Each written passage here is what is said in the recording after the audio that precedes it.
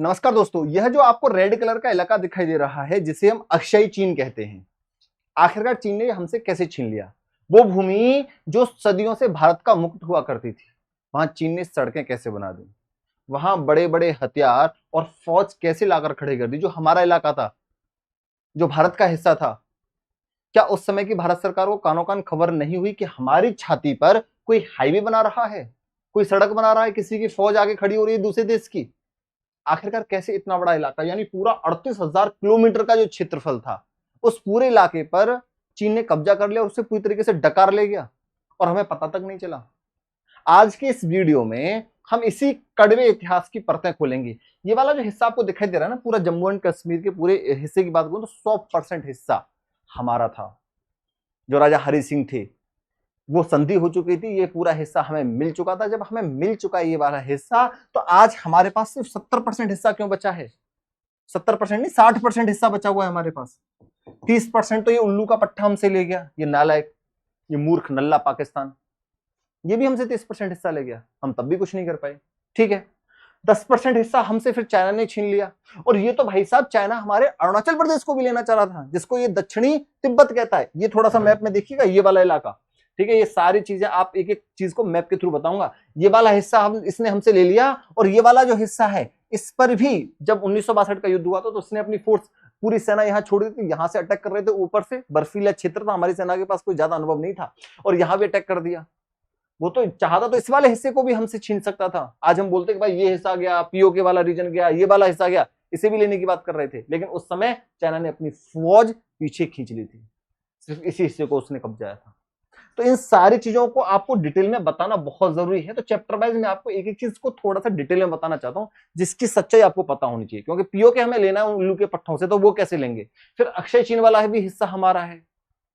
तो ये सारी चीजें आपको पता होनी चाहिए। तो आप में से कई लोग शायद यह नहीं जानते होंगे कि 1962 की लड़ाई सिर्फ अक्षय चीन के लिए नहीं हुई थी। चीन की नजरें हमारे अरुणाचल प्रदेश पर भी थी, जिसे वो आज भी दक्षिणी तिब्बत कहकर हड़पने की फिराक में रहता है। तिब्बत भी तो उसने कब्जा करा था, कैसे करा था अभी इस वीडियो में वो भी पता लगेगा। आज हम बात करेंगे कैसे हमारे वीर सेना को बिना जूते, बिना गर्म कपड़ों और बिना रसद के उस हाड़ कपा देने वाली ठंड में लड़ना पड़ा। इधर चीन हमारी जमीन छीन रहा था, और उधर दिल्ली में हिंदी चीनी भाई भाई के नारे गूंज रहे थे। हम चाइना के साथ अच्छे रिलेशन बना रहे थे, हमें पूरा भरोसा था चाइना पर, हमारी सरकार को बहुत ज्यादा भरोसा था, और जो हमारे प्रधानमंत्री थे उन्हें तो कुछ ज्यादा ही भरोसा था। वो तो हमारे इन क्षेत्रों को ऐसे ही दान देने के लिए वहां बैठे हुए थे। वो सारी परतें आज खोलूंगा मैं आपको। इतिहासों के पन्ने को थोड़ा सा पलटते हैं और सारी चीजों को थोड़ा सा समझने की कोशिश करते हैं। अक्षय चीन का जो इतिहास था उसके बारे में थोड़ा सा देखिए। अगर मैं इतिहास की बात करूंगा तो सबसे पहले ये आपको दो चेहरे दिखाई देंगे, ये दो चेहरे, क्योंकि इतिहास के पन्ने ही गवाही देंगे कि अक्षय चीन किसका था। ठीक है, तो लद्दाख, जम्मू कश्मीर पहले एक बड़ी रियासत हुआ करते थे। उसकी नींव किसने रखी थी? महाराजा गुलाम सिंह ने इसकी नींव रखी थी। ये महाराजा गुलाम सिंह है जिन्होंने इसकी नींव रखी थी।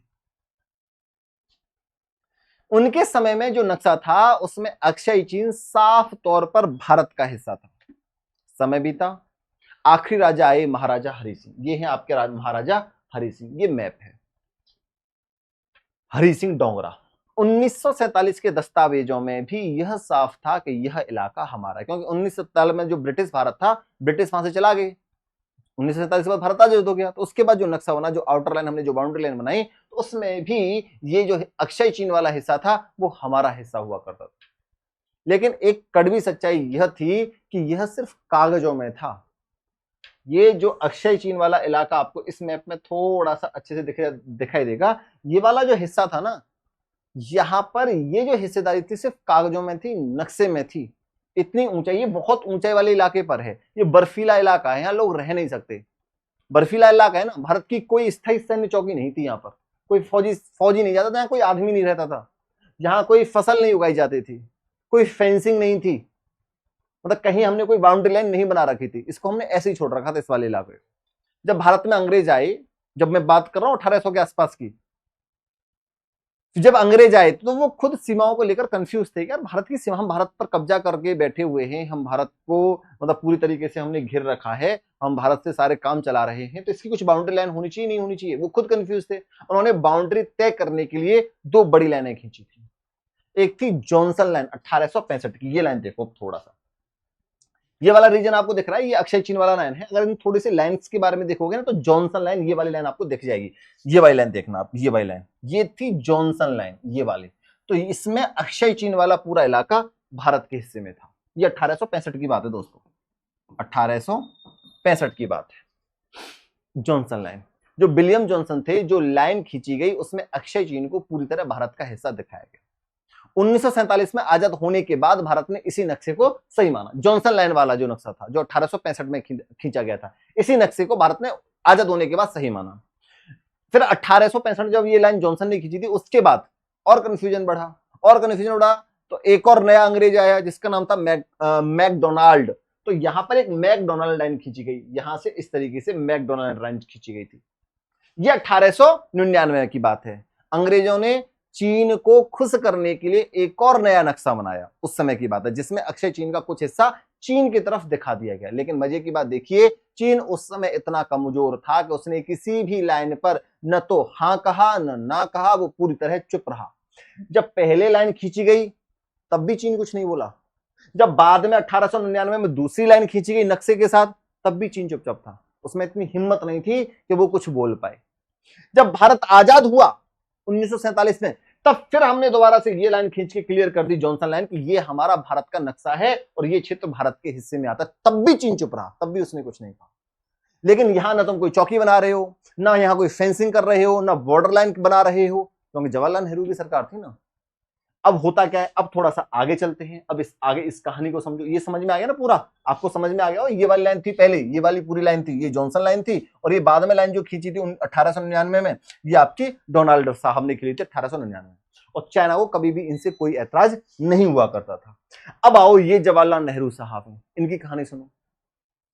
नेहरू की बर्फीली सोच और माओ जेदांग की हड़प नीति। ये माओ जेदांग हैं, ये 1949 की बात कर रहा हूं मैं। ये भाई साहब जैसे ही आए ना चाइना के अंदर, तो इनकी साफ साफ इनका 100 साल का विजन था कि 100 साल में हमें अमेरिका को भी पीछे छोड़ देना है, हमें सुपर पावर बन के आना आने वाले 100 साल में, मतलब 2050 तक। सबसे पहले इनकी नीति थी विस्तारवादी नीति, कि हमारे चाइना के आसपास जितने भी देशों के साथ बाउंड्री लाइन है, 14 देश के आसपास है जिनके साथ हम बाउंड्री लाइन शेयर करते हैं, सबके अंदर घुसो, क्षेत्रफल को बढ़ाओ, अंदर घुसने की नीति। वही काम इन्होंने करा था भारत के अंदर भी। 1947 में भारत आजाद हुआ। हमारे देश के पहले प्रधानमंत्री पंडित जवाहरलाल नेहरू ने जॉनसन लाइन के आधार पर नया नक्शा जारी कर दिया कि ये हमारा अक्षय चीन हमारे हिस्से में आ चुका था। लेकिन अक्षय चीन में फौज तैनात करने पर ध्यान नहीं दिया गया, क्योंकि ये कहीं और अलग चीजों में व्यस्त थे, अपने क्षेत्र पर सेना ही नहीं भेज रहे थे। संसद में नेहरू जी का नजरिया यह था कि यह एक ऐसा बर्फीला इलाका है जहां तिनका तक नहीं उगता, वहां कोई फसल नहीं होती है। इंसान बीमार हो जाए तो वहां फौज बिठाकर क्या करना, इंसान वहां बीमार हो जाएगा तो वहां डॉक्टर नहीं पहुंचेगा, तो वहां फौज को बिठाकर कोई फायदा नहीं है, वहां फौज को हम नहीं भेजते, कोई बाउंड्री लाइन भी नहीं खींचते हैं। अक्षय चीन वाले इलाके में हमारे पास कागजी पट्टा है, वही काफी है। लेकिन उधर चीन में 1949 में माओ जेदांग सत्ता में आ चुका था। माओ की नीति साफ थी कि बॉर्डर को आगे खिसकाओ और पड़ोसियों को दबाना स्टार्ट करो। चीन ने 100 साल का लक्ष्य रखा था कि जिस पर आज शी जिनपिंग भी काम कर रहा है। माओ की पहली नजर पड़ी शांत और भोले भाले तिब्बत पर। भाई 1950-51 की बात है ना, ये वाला तिब्बत वाला रीजन इसने पूरा कब्जा लिया था। अगर मैं थोड़ा सा ये वाला नक्शा देखूं, यहां क्लियर होगा, ये वाला जो तिब्बत रीजन था, इस पर 1950-51 में चीन ने तिब्बत पर हमला करके उसे पूरी तरह गुलाम बना लिया। भारत ने तब भी इसे सिर्फ पड़ोसी का मामला समझकर नजरअंदाज कर दिया। भारत ने इस चीज का विद्रोह नहीं किया, क्योंकि तिब्बत के साथ हमारे बहुत अच्छे रिलेशन है, क्योंकि यहाँ बौद्ध जो धर्म है उसको माना जाता है। लेकिन भारत ने तब भी कोई आपत्ति नहीं जताई। क्यों नहीं जताई? जतानी चाहिए थी। ये बहुत बड़ा जियोपॉलिटिकल गेम है, इस पर ध्यान देना चाहिए। लेकिन तब तक फिर तिब्बत पर कब्जा कर लिया चीन ने। अब जैसे ही कब्जा कर लिया तो भारत के सामने एक चुनौती आई। वो चुनौती क्या थी, वो अब आपको इस नेक्स्ट चैप्टर में समझ आई, उसको थोड़ा सा समझना। ये जो आपका अक्षय चीन वाला इलाका था ना, यहां थोड़ा सा वापस चलते हैं इस वाले मैप में कि ये जो अक्षय चीन वाला इलाका था, अब इन्होंने जैसे ही यहां कब्जा करा ना भाई साहब, तो यहां इन्होंने गुपचुप हाईवे बनाना स्टार्ट करे। चीन को अपने रेगिस्तानी प्रांत, यहां अगर मैं बात करूं अक्षय चीन के ऊपर, उनका एक रेगिस्तानी प्रांत था, ठीक है, यहां देखो इस मैप में, यहां था चीन का एक रेगिस्तानी इलाका, और ये आपका तिब्बत पड़ रहा है। अब वो इसको जोड़ने के लिए इस तरीके से रोड बनाएगा, तभी तो ये चीजें कनेक्ट हो पाएंगी, तभी तो तिब्बत में पूरी तरीके से कंट्रोल बना पाएगा, सप्लाई चेन बना पाएगा। लेकिन बीच में पड़ रहा है अक्षय चीन, तो उन्होंने भारत से बिना कुछ बात करे यहां देखा कि भाई यहां तो भारत की कोई फौज नहीं है, कोई बाउंड्री लाइन नहीं है, ये इलाका खाली पड़ा हुआ है, चलो अपने रोड बनाना स्टार्ट करो। इन्होंने यहाँ रोड बनाना स्टार्ट करके इस वाले क्षेत्र को इस वाले क्षेत्र से तिब्बत से जोड़ने का काम स्टार्ट कर दिया। चीन को अपने रेगिस्तानी प्रांत, जिसका नाम क्या था, शिनजियांग, को इस नए कब्जे वाले तिब्बत से जोड़ना था साथियों। समझ में बात आ रही है? पहाड़ों को घूमकर जाने के बजाय सबसे छोटा रास्ता अक्षय चीन से होकर गुजरता था। जब चीनी सेना ने वहां रेकी की तो वो हैरान रह गए, भारत की इतनी बड़ी जमीन पर न कोई चौकी थी, न कोई सैनिक, न कोई पहरेदार, फिर क्या था? चीन ने अपनी चाल चली। 1951 से लेके 1957 की बात है, यहां 1951 से लेके 1957 तक रास्ता बनाया जा रहा है गुपचुप तरीके से। वहां चीनी सेना पीएलए, जिसको पीएलए बोलते हैं चीनी सेना को, और हजारों मजदूर भेजे गए। भारत की पीठ पीछे हमारी ही जमीन पर चीन ने 1200 किलोमीटर लंबा हाईवे बना डाला, जिसे आज G219 G219 हाईवे कहा जाता है। वहां चौकियां बन गई, मिसाइलें और तोपें तैनात हो गई, हमारे ही क्षेत्र में सड़कें बन गई भाई साहब। अब देख सकते हो किस तरीके की सड़कें बनाई, यहां देखो इन्होंने इस तरीके की ग्रोथ कर ली भाई साहब, ये इन्होंने हाईवे बना दिया, पूरा हाईवे बन गए, अपनी फौजें भेज दी, और इस तरीके से साफ सुथरे एकदम, जिसको हम वो बोलते थे कि भाई ये वाला जो इलाका है, ये वाला इलाका तो ऐसा है कि यहाँ तो कोई जा भी नहीं सकता, यहाँ तो फसल नहीं उगाई जा सकती, यहाँ सेना नहीं रह सकती, वहां उन्होंने इस तरीके की रोड बना दी है। आप देख सकते हो, सब एक दो पिक्चर और दिखाऊंगा मैं तुम्हें रोड की, देखो इस तरीके की अक्षय चीन में, ये देखो इस तरीके का पूरा मामला सेट कर दिया उन्होंने, मिसाइलें तैनात कर दी, तोपें तैनात कर दी, अपनी फौज भेज दी यहाँ पर। और भारत में क्या चल रहा था उस समय पता है? 1954 में पंचशील समझौता हो रहा था, और हिंदी चीनी भाई भाई के नारे लग रहे थे, और वो हमारी पीठ पीछे छुरा भोंककर हमारी जमीन को कब्जा रहा था। 6 अक्टूबर 1957 को जब चीन के सरकारी अखबार ने छापा कि शिनजियांग से तिब्बत का हाईवे बनकर तैयार हो गया है। कौन कौन सा वाला इलाका? ये वाला देखना, ये हाईवे तैयार हो गए यहां से लेके यहां तक। अरे कहां गया वो वाला मैप, ये वाला, कि यहां से लेके यहां तक हमने पूरा रोड बना के तैयार कर दिया। उन्होंने एक न्यूज़पेपर में, अपने चाइना के न्यूज़पेपर में साफ साफ छाप दिया, और ये रास्ता जो गुजर रहा है वो अक्षय चीन से होके गुजर रहा है। तब भारत के कान खड़े होते हैं, तब बीजिंग में मौजूद, उसी समय जब ये न्यूज़पेपर में खबर छपी थी, उस समय बीजिंग में भारत के दूतावास वहीं मौजूद थे बीजिंग में। उनके होश उड़ गए, उन्होंने तुरंत यह खबर दिल्ली भेजी, और जैसे ही दिल्ली ये खबर आई भाई साहब, तो दिल्ली से ये सीधी खबर कहां उठी? संसद में भारी हंगामा हुआ, नेहरू जी को घेरा गया। फिर नेहरू जी का बयान क्या आता है वो देखो, इनका बयान भी तो बड़े अटपटे आते हैं भाई साहब नेहरू जी के। नेहरू जी ने तो बड़ा ही बवाल मचाया था नेहरू जी का, इनका बवाल, इनका बयान क्या है उस समय वो देखो। जब संसद में नेहरू जी से सवाल पूछे गए तो उनके जो जवाब थे हैरान करने वाले थे। उन्होंने कहा चीन ऐसा नहीं कर सकता। सबसे पहली बात, अबे यार 1951 से 57 तक उन्होंने पूरा रोड बना दिया, अपनी फौज वहां तैनात कर दी, और तुम ये कह रहे हो कि चीन ऐसा नहीं कर सकता। सबसे पहला पॉइंट इनका ये था भाई साहब का संसद में, ठीक है, इतना इतना भरोसा, आंख बंद करके भरोसा, तुम क्या सोए रहते हो भाई साहब। दूसरे नंबर पर, चीन ऐसा नहीं कर सकता। पहला, हमारे रिश्ते चाइना के साथ बहुत अच्छे हैं। दूसरी बात इन्होंने ये बोली संसद में खड़े होकर। और तीसरी बात क्या बोली इन्होंने? यह छोटा सा सीमा विवाद है, बातचीत से सुलझ जाएगा। और क्या चाइना से डरे हुए थे क्या तुम? अबे हमारे क्षेत्रफल को कोई कब्जा रहा है और हम ये बोल रहे हैं कि ये छोटा मोटा सीमा विवाद है जो आज तक के लिए नासूर बना हुआ है भारत के लिए। हमारी सेना को मारा गया था वहां पर चीन पर, और उन्होंने लास्ट में जाते जाते क्या बोला था? चीन पर शक मत करो। सेना को फ्री हैंड देने के बजाय उनके हाथ बांध दिए गए थे कि तुम चाइना के बॉर्डर को क्रॉस मत करना, उनके साथ मत उलझना। हमारी सरकार की तरफ से यह बोला गया। बाद में जब अमेरिकी सैटेलाइट ने तस्वीरें दिखाई तब जाकर सरकार की आंखें खुली। इसी बीच 1959 में दलाई लामा, जब ये अमेरिका ने वो सैटेलाइट की कुछ तस्वीरें खींची और वहां से जब प्रूफ्स दिए कि भारत के जो क्षेत्र है अक्षय चीन, वहां पर ये सड़कें बन चुकी हैं और यहाँ पर इसने अपनी फौज लाके खड़ी कर दी है, यहाँ तोपे आके खड़ी कर चुकी हैं, तब हमारी सरकार की आंखें खुलती हैं। और उसी बीच 1959 में तिब्बत में बहुत बड़ा विद्रोह चल रहा था चीन से, मतलब जो वहां तिब्बत के जो दलाई लामा थे, चीनी प्रताड़ना से तंग आकर तिब्बत से भागकर भूटान के रास्ते अरुणाचल प्रदेश आ गए थे। भारत ने उन्हें शरण दी, जिससे चीन बुरी तरीके से भड़क गया। अच्छा, उनको शरण देने का भी मतलब ये था कि चीन को थोड़ा सा बैकवर्ड पे लेके आते हैं, हमारी सरकार की ये प्लानिंग थी। उनको जब शरण दी गई दलाई लामा को, तिब्बत से जो भाग के आए थे, चीन ने कहा कि भारत हमारे आंतरिक मामले में दखल दे रहा है। तनाव कम करने के लिए भारत ने 1960-61 में फॉरवर्ड पॉलिसी के तहत अक्षय चीन के आसपास छोटी छोटी सैन्य चौकियां बनाई ताकि चीन को डराया जा सके। सबसे पहला काम इन्होंने क्या करा कि दलाई लामा भाई, जब यहाँ तिब्बत पर पूरी तरीके से इन्होंने कब्जा कर लिया, यहाँ बहुत ज्यादा प्रताड़ना कर रही थी चीनी फौज PLA, तो यहाँ के जो दलाई लामा थे वो भागकर कहाँ गए, भारत में आ गए दलाई लामा। और जब ये भारत में आ गए भाई साहब, तो भारत ने इनको शरण दी, और जब भारत ने इनको शरण दी तो चाइना और भड़क गया। अच्छा, दलाई लामा हमारा, तिब्बत का मामला हमारा है और भारत उनको सपोर्ट कर रहा है बैकडोर से, तो यहां से नाराजगी और बढ़ी। उसी बीच क्या हुआ कि भारत ने अपनी छोटी छोटी चौकियां बनाना स्टार्ट करी अक्षय चीन के पास, यहां पर अपनी सेना को इस इलाके पर भेजना स्टार्ट करो, छोटी छोटी चौकियां बनाना स्टार्ट करी। और हमारी भारत की प्लानिंग क्या थी कि अब हम यहां से थोड़ा सा दबाव बनाना स्टार्ट करेंगे। अच्छा, ये तो ऊपर पहाड़ पर बैठे हुए थे, ये रास्ता इस तरीके से बना चुके थे, पूरी फौज, पूरी तोहफें, सब कुछ एकदम टेक्निकली पूरे एकदम तंदुरुस्त हो गए, यहां पर बैठे हुए तैयार थे। इनको तो पहले से पता था कि कोई भी कहीं से भी हमसे हमला करेगा तो हम उनको ठोकेंगे। चीनी वालों ने पहले से प्लानिंग बना रखी थी। तो यहाँ चौकियां बनाई गई, भारत ने चौकियां बनाई, चौकियां बनाने के बाद अपनी फौज भेजी यहाँ पर, जिससे चीन को थोड़ा सा डराया जा सके। लेकिन चीन डरने के मूड में था ही नहीं, वो तो पहले से अपनी प्लानिंग सेट कर चुका था, वो युद्ध की पूरी तैयारी कर चुका था 6-7 साल में, और हम चीनी और हिंदी भाई भाई कर रहे थे।